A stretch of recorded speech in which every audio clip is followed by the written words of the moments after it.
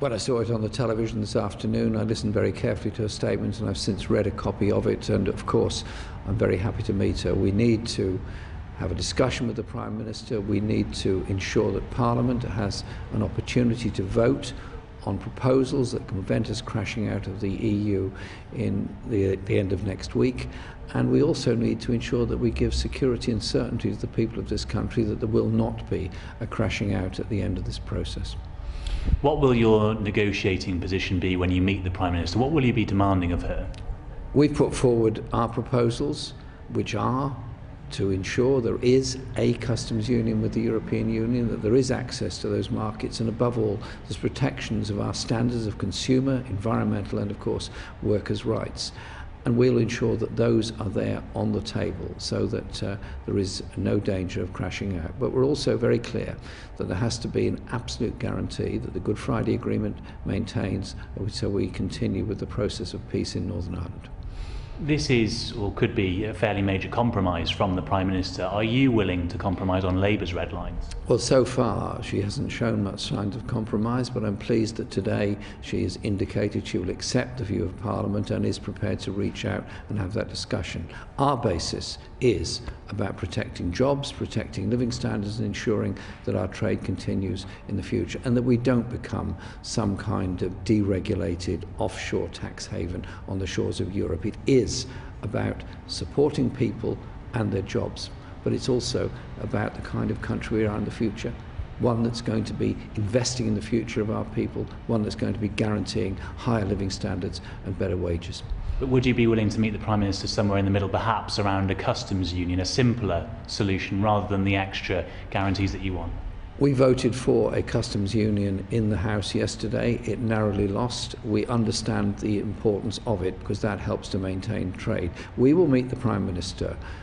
We recognise that she has made a move.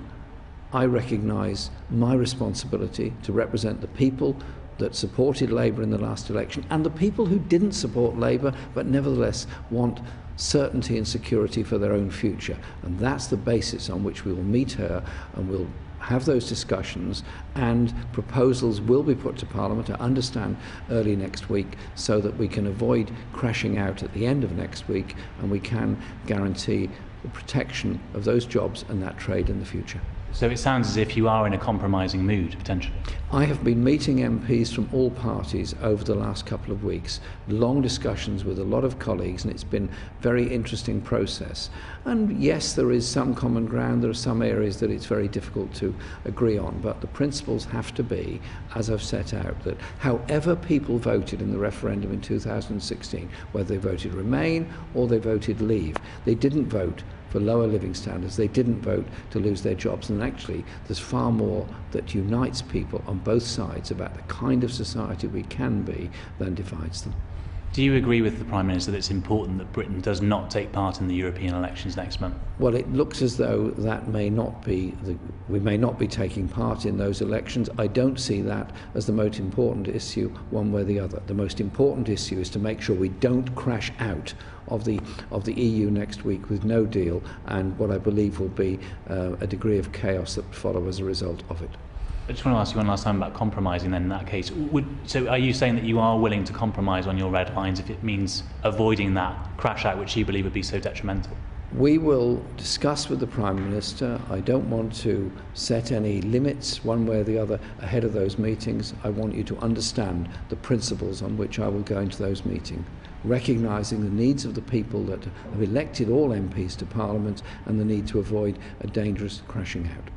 Just lastly, given that you will now be in negotiations with the Prime Minister, does that mean we can expect you not to bring a vote of no confidence in the government in the next couple of weeks? We hold in reserve and are right to bring a motion of no confidence in the government if the government proves it's incapable of commanding a majority in the House of Commons. Time will tell on that.